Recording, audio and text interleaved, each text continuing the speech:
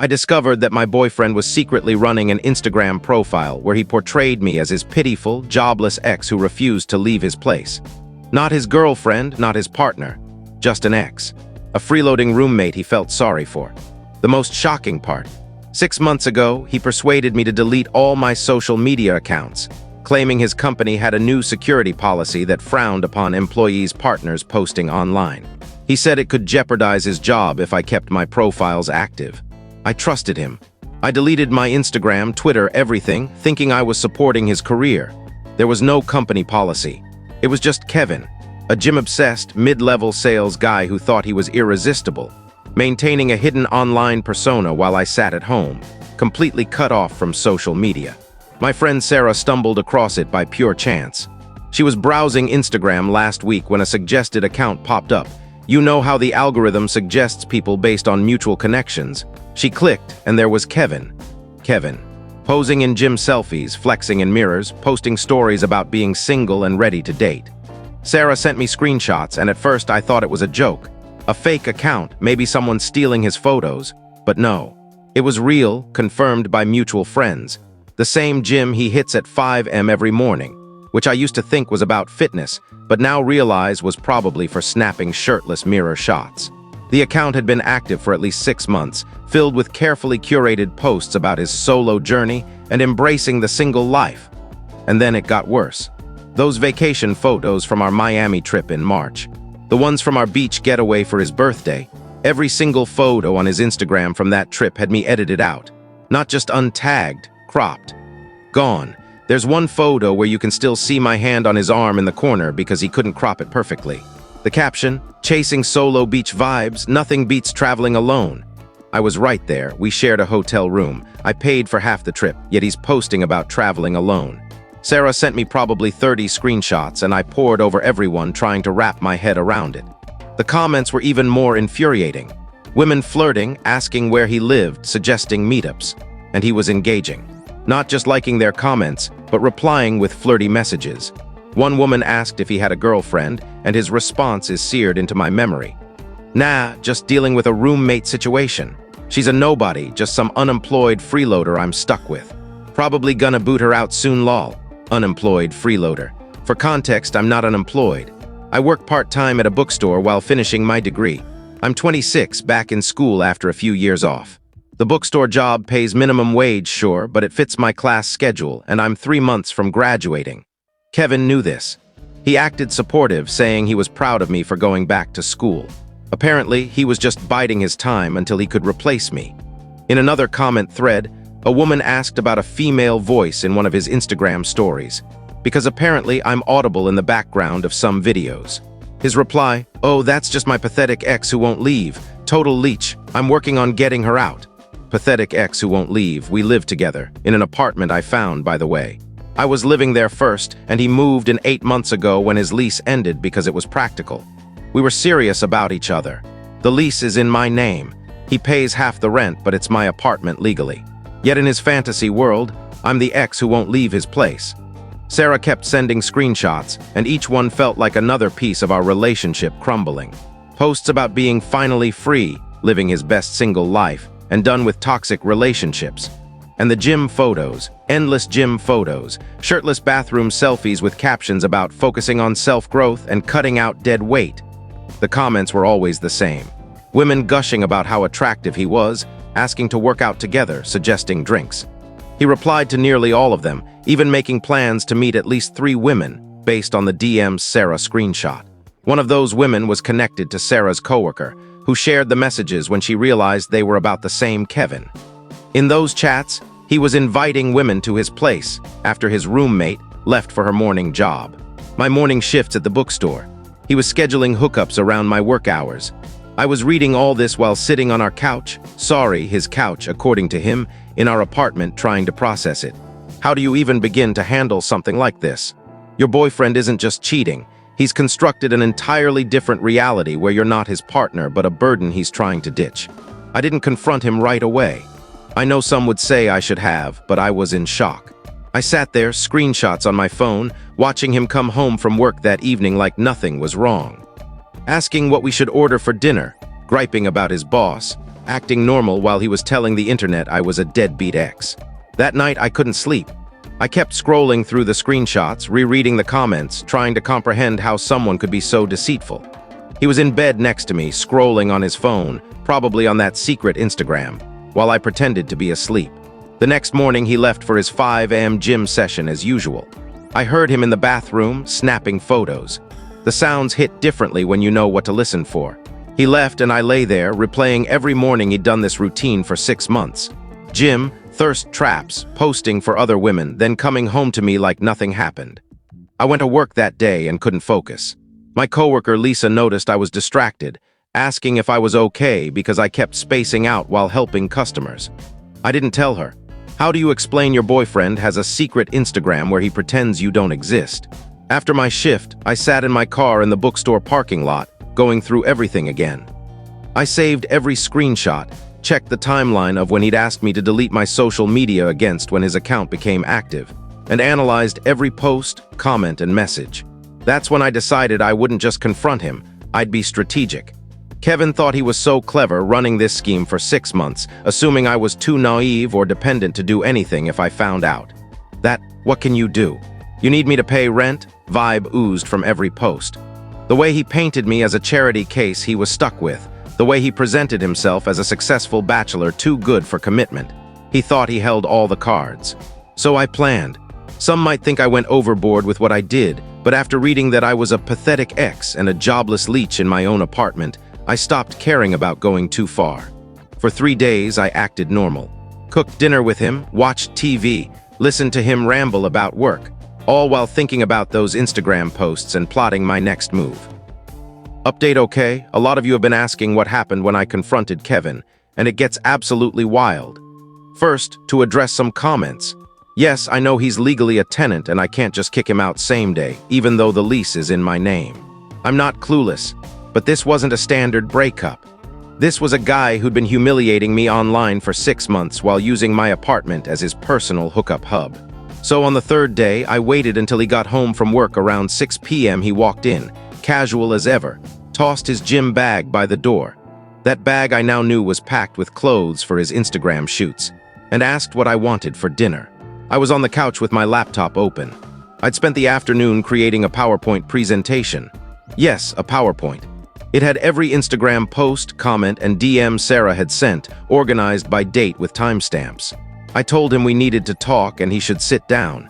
He looked confused but sat in the armchair across from me. He asked what was up, and I turned my laptop to show him the screen. The first slide read, Kevin's double life, with his Instagram handle in bold and his profile pic, a shirtless gym selfie. His face went from puzzled to horrified in seconds. He tried to speak, but I held up my hand and said no. He was going to look at every slide before saying a word. I made him sit through the entire presentation. Every cropped vacation photo, every comment calling me a leech, every DM inviting women over during my work hours, the one where he said I was his pathetic ex who won't leave. By slide 15, he was trying to interrupt, saying I was taking it out of context and he could explain. I kept clicking through. Slide 20 showed a DM where he told a woman named Lauren his roommate situation would be handled soon and she should come over. When I finished, 37 slides total, I closed the laptop and stared at him. He went into damage control, talking fast about how the Instagram was just for fun. He never met those women. The comments were meaningless, and I was blowing it out of proportion because everyone exaggerates online. I asked about the company policy that made me delete my social media. He stumbled, saying his company did have concerns about online presence, and he was protecting us both. When I pointed out he was running an active Instagram under this supposed policy, he claimed it was different because he was in sales and needed it for networking. He called posting shirtless selfies and calling me a loser networking. Then he tried another angle, saying the account was from before we got serious, and he barely used it now, claiming the comments were old. I showed him a comment from 3 days ago where he told a woman he was single and thriving. That's when he got defensive, saying I had no right to dig into his private social media and that having a separate account wasn't cheating. He said lots of people have alternate profiles for different parts of their lives, and I was being controlling by making this a big deal. I reminded him I wouldn't have known about his private account if I still had my own social media, which he tricked me into deleting. He said that was a separate issue and I was mixing things up. We argued for an hour. Every time I brought up specifics, the cropped photos calling me jobless, inviting women over, he had an excuse. The photos were edited for aesthetic reasons. He was venting about our relationship online, which everyone does. He never actually had anyone over, it was just talk. But then he kept saying I was being irrational and letting my friend manipulate me into turning a harmless thing into a crisis. He claimed Sarah probably had her own motives and wanted to sabotage us. He said I needed to calm down and think logically instead of letting emotions take over. The nerve. He'd been running a secret Instagram for 6 months, pretending to be single, and I was the irrational one. I told him he had 24 hours to move out. Just like that, 24 hours. Pack your stuff and go. He switched tactics, apologizing, saying it was a huge mistake, he'd delete the Instagram and we could fix this. He said he loved me and didn't want to throw away years over a dumb social media account. He even started crying, talking about how much I meant to him and how scared he was of losing me. For a moment, I almost bought it, because after 3 years, you want to believe the person you love is still in there. But then I remembered his words, "Total leech. I'm working on getting her out." The tears didn't matter. I told him an apology might have worked 2 weeks into this, not 6 months of lies, humiliation, and planning hookups during my shifts. That wasn't a mistake. It was a double life. He argued he lived here too, paid rent, and I couldn't kick him out without a formal eviction, which would take months. So I said fine, stay, but I was calling his mother. Some context: Kevin's mom, Patricia, is deeply religious, very traditional, and thinks Kevin is perfect. She's always been a bit distant with me, believing no one's good enough for her son. But she has strong views on relationships, and lying is practically unforgivable in her eyes. Kevin's face drained of color when I mentioned calling Patricia. He said I wouldn't dare, that involving his parents was manipulative and immature. I started scrolling for her number. He tried to grab my phone, but I stepped back and warned that if he touched me or my phone, I'd call the police before his mom. He backed off but kept saying I was being ridiculous, that his mother had no business in this.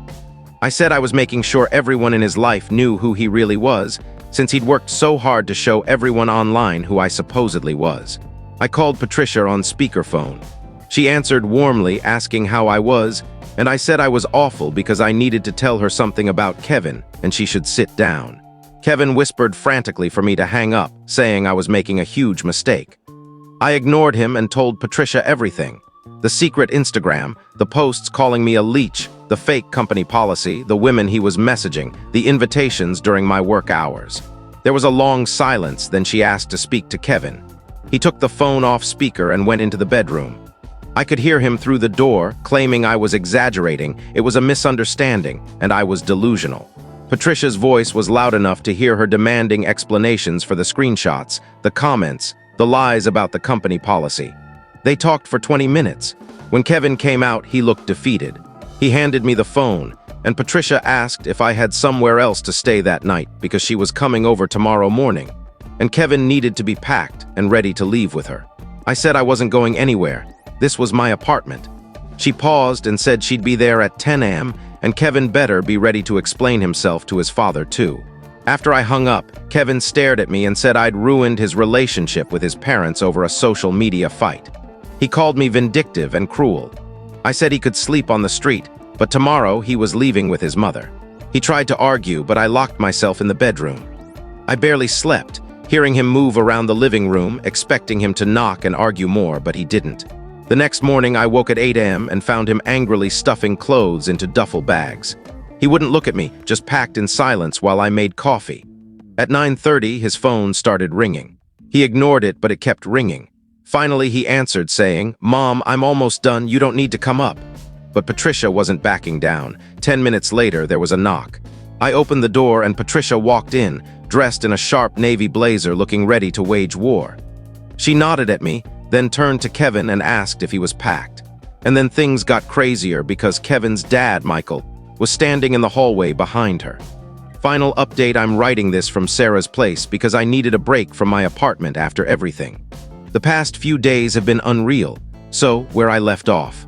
Patricia arrived at 10 a.m. looking fierce in her navy blazer with Michael, Kevin's dad, behind her. Michael's a quiet guy, but when he speaks, people listen. He's got this calm, disappointed dad vibe that's worse than shouting. They came in and Patricia told Kevin to finish packing while she and Michael talked to me in the kitchen. She asked if I had proof of everything I'd told her. I showed her the screenshots on my laptop. She scrolled through them, her face growing grimmer with Michael reading over her shoulder, the comments calling me a leech, a pathetic ex. When they finished, Patricia closed the laptop and asked how long this had been going on. I said at least 6 months, maybe more. She asked if Kevin had brought women to the apartment. I said I wasn't sure, but he'd been trying to, based on the messages. Michael asked why Kevin made me delete my social media. I explained the fake company policy. He frowned and said that made no sense. Kevin's company encourages social media for sales staff. He knew this because a friend works in Kevin's department. That was news to me. Michael said the policy sounded made up, and he wanted Kevin's explanation. They called Kevin into the kitchen, and Patricia asked him to clarify the company policy. Kevin spun a story about his manager, John, saying partners posting online could create issues, and he was just being cautious. Michael interrupted and asked which manager. Kevin said John. Michael pulled out his phone and said he'd call John to confirm. Kevin panicked, saying it wasn't necessary, he might have misheard, it was probably just a suggestion. Patricia asked why he'd present a suggestion as a mandatory policy that forced me to delete my accounts. Kevin said he was being protective, and I was misinterpreting things. I cut in, saying he explicitly told me it was a company requirement that could affect his job. I asked why he needed me offline while he was running an Instagram pretending to be single. He got defensive again, saying the account was private, and I wouldn't have known if Sarah hadn't snooped. He said I was invading his privacy. Patricia asked if he thought privacy was the issue when he was publicly trashing me and lying about our relationship. She asked what he expected to happen when I found out, because lies like this always surface. Kevin said he was going to delete the account, that he got caught up in the attention from women and it spiraled. He claimed he was going to stop before I found out. Michael asked when he planned to stop. Kevin said soon. He'd been thinking about it. Michael pointed out the comments were from 3 days ago, which didn't sound like someone planning to quit. The conversation went in circles for over an hour. Every excuse Kevin gave, his parents dismantled with pointed questions. Every time he downplayed it, I showed another screenshot proving it was worse. Patricia asked if he'd been unfaithful. Kevin swore he hadn't cheated, that the messages were just talk. Michael asked why they should trust him when he'd lied about everything else for 6 months. Kevin got frustrated, saying we were ganging up on him and not letting him explain. He said I was dragging his parents into it to punish him instead of working things out like adults. He told me I was being vindictive and turning his family against him. I said I didn't need to turn anyone against him. His actions did that.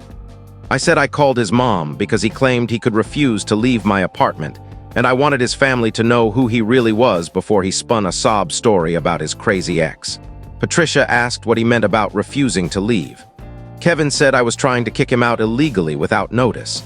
I explained he'd lived here 8 months, paid half the rent, but the lease was in my name, and after learning he planned to bring women over, I wanted him gone. Michael said they were taking him home today, and he could sort out his living situation from there. Kevin protested, saying he had work, but Michael said he could call in sick for a few days. Things escalated when Kevin's phone kept buzzing. Patricia told him to answer or silence it. He glanced at the screen, said it was work, and he'd handle it later. After the 4th call, Michael took the phone and answered. It was Kevin's manager, John, asking why Kevin missed a client meeting, his second no-show that month. John said if Kevin didn't have a good excuse, he needed to come to the office to discuss his job. Michael, on speaker, told John Kevin was done working there. John sounded confused, asking if this was really Kevin's dad. Michael said yes, Kevin had personal issues showing he wasn't mature enough for a professional job. John mentioned notice and procedures, but Michael cut him off, saying Kevin would send a resignation by day's end. Kevin tried to grab the phone, but Michael held it away and told John he'd found Kevin a more suitable job for his maturity level, working sanitation for the city. John paused, said good luck, and hung up.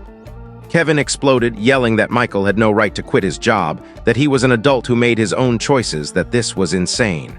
Michael, stone-faced, said if Kevin wanted to act like an adult, he should have done so before spending 6 months lying to everyone and humiliating his girlfriend online. He said adults don't create fake social media personas to flirt with women or trick their partners into deleting their accounts. Kevin said Michael couldn't force him to quit. Michael said he already had, and if Kevin wanted to call John back and explain why he deserved to keep his job after missing meetings, he could try. Patricia added they'd decided on the drive over. Kevin was moving home, leaving his sales job and starting with the city sanitation department on Monday. He'd be picking up trash, cleaning restrooms, emptying park bins, whatever was needed. Kevin said they couldn't be serious. Garbage collection? He had a degree, a career. They couldn't make him do manual labor like it was punishment. Michael said Kevin should have valued his career before spending work hours on Instagram and messaging women. He said the sanitation job paid minimum wage, had a supervisor to ensure Kevin showed up, and maybe manual labor would teach him responsibility and humility. I was watching this unfold, trying not to laugh. Seeing Mr. Instagram influencer learn he'd be collecting trash was better than any revenge I could have planned. He argued, but Patricia said it wasn't a discussion. This was happening. She said he'd thrown away a good job and relationship for social media attention, and now he'd spend his days cleaning up garbage. Kevin looked at me, expecting me to defend him. I smiled and said his parents were generous to find him any job. I said picking up trash suited someone who treated me like trash online. He called me a vindictive jerk who was enjoying his suffering. I said damn right I was. After 6 months of him calling me a leech and planning hookups, I was thrilled to see him go from fake bachelor to actual garbage collector living with his parents. Patricia stopped us, saying arguing wasn't productive. She said Kevin was leaving now, period. He'd stay in their guest room, work sanitation, and maybe after months of cleaning bathrooms, he'd learn humility. Kevin tried one last time, saying we could work things out, that this didn't need to end our relationship, that garbage collection was humiliating. He was tearing up, saying his life was collapsing. I said good. His life should collapse. It was built on lies. I hoped every woman he flirted with online learned he was living with his parents, collecting trash for minimum wage. I said maybe he could update his Instagram to single, living with mom and dad, professional garbage collector. He called me heartless. I said no. Heartless was cropping me out of vacation photos and calling me a pathetic ex for 6 months. He was just mad his fake life was exposed. Michael said regardless of our feelings, Kevin was leaving today. He'd start sanitation Monday at 5 a.m., and if he was late or complained, Michael would ensure he stayed in the job for a year. It took 30 minutes for Kevin to pack his essentials. He kept looking at me, expecting sympathy, but I just thought of his Instagram comments and felt nothing. At the door, he turned and said I'd regret this, that I was throwing away a good relationship over a private social media account, that I'd ruined his life by calling his parents, and now he was losing everything. His job, his apartment, his girlfriend, because of me. I looked him in the eye and said my only regret was not finding his Instagram sooner, so I could have dumped him months ago. I said have fun as a garbage collector. Maybe it matches your character. Then I shut the door. After they left, I danced around my apartment. Sarah came over and I told her everything. The PowerPoint, his parents' arrival, Michael quitting Kevin's job, the sanitation gig. We drank wine and laughed about the Instagram star becoming the garbage king. The next few days were glorious. Kevin sent long, whining messages about how his parents ruined his life, how humiliating it was to collect trash, how people from his gym saw him in his orange vest. I replied once, saying I hoped someone snapped a photo of him in his garbage man gear for his Instagram girls to see, maybe start a new account called Trash Collector Kevin. Then I blocked him. A week later, Patricia messaged me. She said Kevin was struggling with his new reality, coming home exhausted and reeking of garbage, complaining nonstop. She told him that was the point. He needed to learn humility after pretending to be a big shot online. She said the sanitation job would last at least 6 months, no matter how much he protested. I thanked her for getting him out of my apartment and holding him accountable. She said she was appalled by his behavior and the things he said about me. She said they'd raised him better and he needed a wake-up call. That was a week ago. Kevin's Instagram is gone, and per Patricia, he's still with his parents, waking at 4:30 a.m. for his orange vest, collecting trash, cleaning bathrooms, and coming home too tired to do anything but sleep. The guy who called me a jobless leech is now earning minimum wage doing manual labor while I finish my degree. The guy who said I was his pathetic ex is back in his childhood bedroom because he couldn't handle being an adult. Some said I went too far by calling his parents or that I'm too gleeful about his downfall. But he humiliated me for 6 months, planned to cheat in my apartment, and lied daily. All I did was tell his parents the truth and let them handle their son. If he's picking up garbage now, that's on him for being a deceitful jerk. His parents decided he wasn't mature enough for an office job. I didn't make those choices, his actions did. And yeah, I'm enjoying knowing his Instagram fangirls now know he's a trash collector living with his parents. My lease ends in 4 months and I'm moving for a fresh start.